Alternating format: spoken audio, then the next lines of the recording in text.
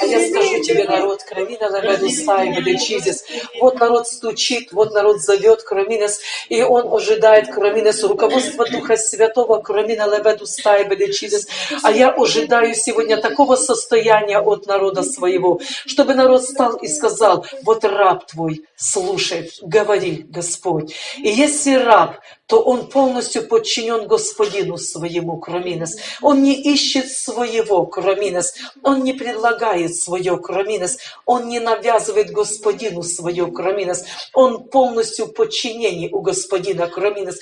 Вот такого хочу состояния в народе своем, кроминес, чтобы мой народ, кроминес, подчинился истине моей всецелу, кроминес, чтобы эта истина, она укоренилась в сердцах, чтобы эта истина говорила, чтобы эта истина руководила, чтобы эта истина освобождала, чтобы эта истина направляла, кроминес, потому что истина моя есть светильник, кроминес, истина моя есть жизнь, есть хлеб, есть зеркало, кроминес. Ой, если бы только народ мой уразумел, кроминес, чтобы не только услышал это слово, но чтобы и услышав, применил это слово, и стал бы на основании истины моей, кроминес, и руководился бы этой истиной, то насколько бы сегодня мой народ переживал бы силу мою, могущество мое и величие мое, кроминес. Но сегодня слышат эту букву, кроминес,